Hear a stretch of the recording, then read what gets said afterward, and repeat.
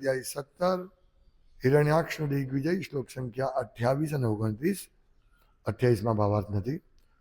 શ્લોક સંખ્યા 28. ત્વમ લોકપાલો દિપતિર્બૃહચ્છ્રવા વીર્યાપહો દુર્મદ વીરમાનિનામ વિજેત્ય લોકે કિલ દૈત્ય દાનવાન યદ્રાજસૂયેન પુરાય જત પ્રભો. અનુવાદ: તમે એક લોકપાલ છો અને વિશાળ કીર્તિ ધરાવતા શાસક છો. ઉદ્ધત અને ગર્વિષ્ઠ યોદ્ધાના પરાક્રમને કચડીને તથા જગતમાંના બધા દૈત્યો તથા દાનવોને જીતીને તમે એક વખતે પરમેશ્વરની પ્રસન્નતા માટે રાજસૂય યજ્ઞ કર્યો હતો. શ્લોક સંખ્યા 29.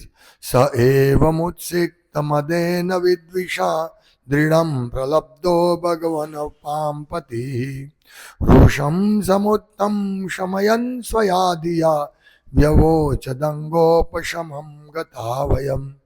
શબ્દાર્થ ભાવાર્થ દ્વારા સહ તે વરુણ એવમ આમ ઉત્સિક્તા ઉદ્ધત મદેના ગર્વથી વિદ્વિષા શત્રુ વડે દૃઢમ ખૂબ જ પ્રલબ્ધ મશ્કરી પામેલો ભગવાન આરાધ્ય અપામ જળના પતિ સ્વામી રોષમ ક્રોધ સમુત્થમ ઉત્પન્ન થયેલો શમયન સંયમિત કરીને સ્વયા પોતાની ધિયા બુદ્ધિથી વ્યવોચત જવાબ આપ્યો અંગ હે પ્રિય ઉપશમમ યુદ્ધથી વિરામ પામેલા ગતા ગયા છીએ વયમ અમે. અનુવાદ: જેના ગર્વની કોઈ સીમા ન હતી એવા શત્રુની આવી મશ્કરીથી જળના આરાધ્ય દેવ બહુ ગુસ્સે થયા, પરંતુ પોતાની વિવેક બુદ્ધિથી ક્રોધને સંયમમાં રાખી તેમણે જવાબ આપ્યો, હે પ્રિય, અમે હવે બહુ વૃદ્ધ થતા યુદ્ધ કરવામાંથી નિવૃત્તિ પામ્યા છીએ. ભાવાર્થ: આપણે જોઈએ છીએ કે યુદ્ધની લાલસા રાખનારા ભૌતિકવાદીઓ હંમેશા કારણ વગર ઝઘડા ઉત્પન્ન કરે છે. જ્ઞાનતિમિરાન્ધસ્ય જ્ઞાનંજન શલાકયા ચક્ષુરુન્મિલિતમ યેન તસ્મૈ શ્રી ગુરવે નમઃ. નામ શ્રેષ્ઠમ મનુમપી શચિપુત્રમત્ન સ્વરૂપમ રૂપમ તસ્યાગ્રજામ રૂપમાધુરીમ ગોષ્ઠવતીમ રાધા કુંદમ ગિરિવરમહો રાધિકા માધવાસમ પ્રાપ્તો યસ્ય પ્રતિતો કૃપયા શ્રી ગુરુમ તમ નતોસ્મિ વંદેહમ શ્રી ગુરુ શ્રીયુતપદકમલમ શ્રી ગુરુન વૈષ્ણવામ શ્રી રૂપમ સાગરજાતમ સહગણ રઘુનાથાન્વિતમ તમ સજીવમ સાદ્વૈતમ સાવધૂતમ પરિજન સહિતમ કૃષ્ણ ચૈતન્ય દેવમ શ્રી રાધા કૃષ્ણ પાદમ સહગણ લલિતા શ્રી વિશાખાન્વિતામ. હે કૃષ્ણ કરુણા સિંધુ દીનબંધો જગતપતે ગોપેશ ગોપિકા કાંત રાધા કાંત નમોસ્તુતે. તપ્ત કાંચન ગૌરાંગી રાધે વૃંદાવનેશ્વરી વૃષભાનુસુતે દેવી પ્રણમામિ હરિપ્રિય. વાંછા કલ્પતરુભ્યશ્ચ કૃપા સિંધુભ્યેવ ચ પતિતાનાં પાવનેભ્યો વૈષ્ણવ્યો નમો નમઃ. શ્રી કૃષ્ણ ચૈતન્ય પ્રભુ નિત્યાનંદ શ્રી અદ્વૈત ગદાધર શ્રીવાસાદિ ગૌર ભક્તવૃંદ. હરે કૃષ્ણ કૃષ્ણ કૃષ્ણ હરે હરે, હરે રામ રામ રામ હરે હરે.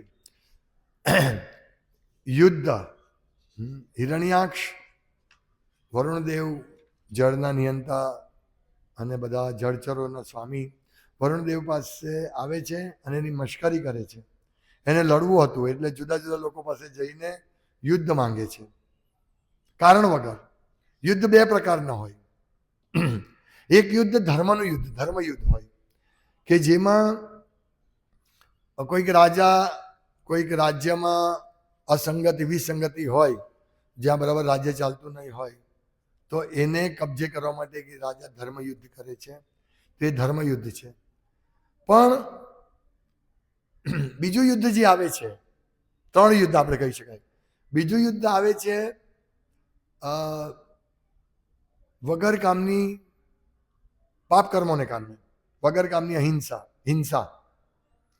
ગાયની પ્રભુપાદ લખે છે કે જેટલી ગાયની કતલ થશે, પશુઓની કતલ થશે, વિશેષ કરીને ગાયની, તો એટલા યુદ્ધ અને મહામારી, એનાથી લોકોનો પાપ વધવાને કારણે, આવને કારણે લોકોનો વિનાશ થશે. એટલે યુદ્ધ, એક યુદ્ધ ધર્મ યુદ્ધ છે, બીજું યુદ્ધ છે પાપ કર્મોને કારણે થતું યુદ્ધ. અને અહીંયા જે યુદ્ધ છે એ ઝઘડાખોર સ્વભાવ, ભૌતિકવાદીઓનો, અસુરોનો ઝઘડાખોર સ્વભાવને કારણે એ યુદ્ધ કરવા માટે ઈચ્છા કરે છે. વરુણદેવ ને કહે છે કે તમે દૈત્ય દાનવોને જીતીને પરમેશ્વરની પ્રસન્નતા માટે રાજસૂય યજ્ઞ કર્યો હતો, પણ એ રાજસૂય યજ્ઞ કરવા માટે અને સુશાસન કરવા માટે એમણે આ કર્યું હતું. હા, ખાલી શક્તિનું પ્રદર્શન કરીને લડવા માટે વરુણદેવને કંઈ જરૂર નથી. એમનું રાજ્ય ઠીક તરીકે સંભાળતા હતા, પછી શા માટે એને એના સાથે યુદ્ધ કરવું? તો અહીંયા લખે છે પ્રભુપાદ કે યુદ્ધની લાલસા રાખનારા ભૌતિકવાદીઓ હંમેશા કારણ વગર ઝઘડા ઉત્પન્ન કરે છે. અહીંયા હિરણ્યાક્ષને ભૌતિકવાદી કહે છે પ્રભુપાદે. કારણ કે ભૌતિકવાદી એટલે શું? કે જેનું ચિત્ત હંમેશા પોતાની ઇન્દ્રિય તૃપ્તિ માટે હોય, ભૌતિક કારણો માટે, હા, ભૌતિક વસ્તુની પ્રાપ્તિ માટે, ભૌતિક ઇન્દ્રિયોની સંતુષ્ટિ માટે કાર્ય કરે એને ભૌતિકતાવાદી કહે. તો એના લક્ષણ શું છે? વગર કારણે ઝઘડા કરે, હંમેશા કારણ વગર ઝઘડા ઉત્પન્ન કરે છે. જેનું કોઈ એકદમ ગુસ્સે થઈ જાય, સાપ જેવા છંછેડાયેલા રહે હંમેશા. આપણે ઘણી વાર પુસ્તક વિતરણ કરવા જઈએ તો કોઈને બુક આપીએ તો એ કંઈ નથી જોઈતી, પછી આપણે એને સમજાય કે ભાઈ આ સારી છે, તમારા માટે બુક સારી છે, તો એ છંછેડાઈ જાય અને કે તમે ફોર્સ કેમ કરો છો, અને ગુસ્સે થઈ જાય, ઝઘડો કરવા તૈયાર થઈ જાય, તમને કાઢી મૂકશો અમે. આવી રીતે ઘણીવાર થાય છે. આપણે કોઈ સોસાયટીમાં ગયા હોય ને આવો કોઈ છંછેડાઈ જાય અને કારણ વગર યુદ્ધ કરે આપણી સાથે. એટલે ભૌતિકતાવાદીનો સ્વભાવ છે, એનામાં એટલી વિચારવાની શક્તિ નથી કે શું ફરક પડશે, ચાલો આને આ મારા સારા માટે જ કહી છે ને, હા કંઈ નહીં, પ્રેમથી ના પાડી દઉં, કંઈ નહીં, અને 50-100 રૂપિયાને લઈ લેશે તો શું વાંધો આવશે? પણ ના, ભૌતિકવાદીને 50 રૂપિયા શું કહેવાય કે ચા બીડી માવામાં નાખશે, પાન ખાવામાં નાખશે, પણ ભગવાનની સેવા માટે નહીં આપશે. આ ભૌતિકવાદી લોકોનો વિચાર છે. અને કેટલું ભયંકર જીવન જીવે છે લોકો, આપણે ખ્યાલ આવી જાય. અહીં આપણે જોઈએ છે આ ભાગવતમ, મહાન ગ્રંથ ભાગવતમમાં આવી વાતો કેમ, અસુરોની વાત કેમ એટલી બધી વધારે કરવામાં આવે છે? અહીં આપણે જોઈએ છે હિરણ્યાક્ષ વિશે કેટલું બધું વર્ણન આવે છે, હિરણ્યાક્ષ વિશે. હા, એણે લોકોને પજવે છે. તો એ આપણને શિક્ષા માટે કે આપણે આવા નહીં બનીએ, આપણે ઝઘડાખોર નહીં બનીએ. ઝઘડાખોર બનવાથી કોઈ ફાયદો નથી.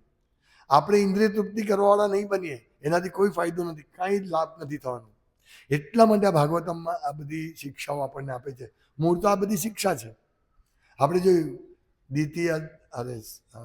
દિતિ અને એની કામવાસના ઉત્પન્ન થાય છે, દિતિની, તો એ કેટલી વિવળ થાય, તો એ આપણને શીખવે છે કામવાસનાની કેવી રીતે, કઈ પરિસ્થિતિમાં કામવાસના પ્રજ્વલિત થાય છે.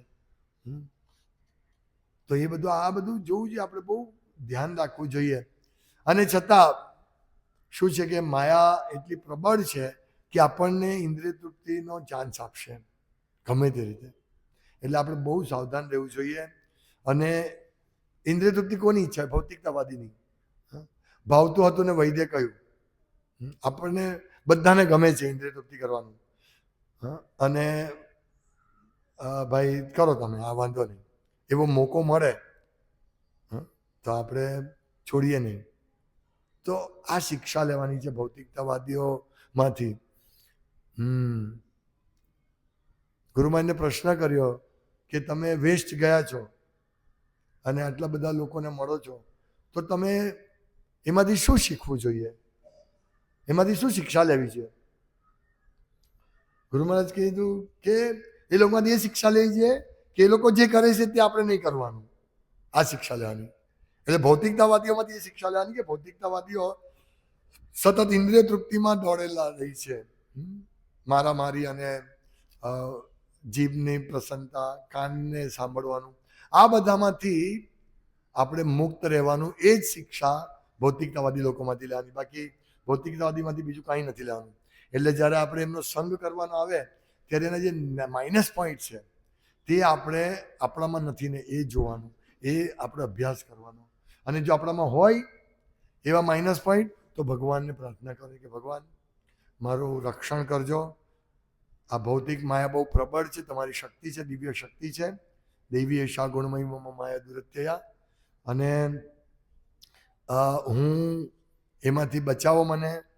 હું નથી ઈચ્છતો કે હું તમને જે જન્માંતરથી ભૂલી ગયો છું, હવે મારી ચેતના સારી થઈ છે, હવે હું તમને તમારું ભજન કરવા માટે તૈયાર થયો છું, પણ માયા મને નહીં હેરાન કરે એનું ધ્યાન રાખો. અને બહુ સતત પ્રાર્થના કરવાની જ આપણે. પ્રાર્થના કરવાથી ભગવાન આપણું પ્યોરિફિકેશન લાવશે. એટલે આપણાથી કોઈ અપરાધ પણ થઈ જાય, પણ અપરાધનું સતત પશ્ચાતાપ, એ પશ્ચાતાપથી આપણે આપણા અપરાધો પણ માફ થઈ જાય. ઇવન હરે કૃષ્ણ મહામંત્ર લે છે તો અપરાધો માફ થાય, પણ પશ્ચાતાપ એટલા માટે કે આપણે ધ્યાન દઈએ કે બીજી વાર આવો અપરાધ નહીં થાય, બીજી વાર આપણી ભૂલ નહીં થાય, અને બીજી વાર પણ થાય તો આગળ નહીં થાય.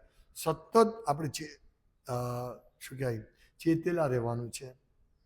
નહીતર આ રીતે બધું કાર્ય કરવાથી આપણું ઉદ્ધાર નહીં થશે. આપણે જુઓ ક્રિકેટ રમે છે, ક્રિકેટમાં એ જ વસ્તુ છે. પાકિસ્તાન હાર્યું, ભારત હાર્યું, અને જાણે યુદ્ધ જીતી લીધું એવી રીતે બધું. આ બધી જ વસ્તુ કેવી છે? ભૌતિકતાવાદી વસ્તુ છે કે જે કોઈ આનંદ નથી આપતું.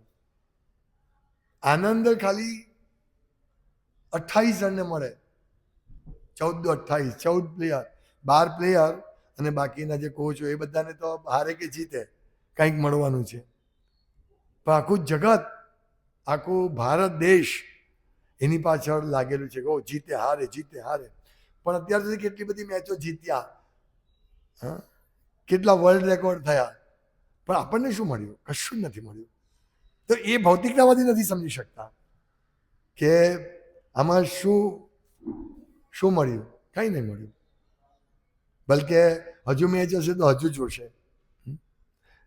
તો આપણે જોઈએ છે waste of time, waste of means મનમાં દૂષણ ભેગા થાય. તો આ બધાથી આપણે સતત બચવાનું છે. અસુરોના ગુણ આપણામાં નહીં આવે, અને હોય તો ધીમે ધીમે નીકળે એનો પૂરો પ્રયાસ કરવાનો છે.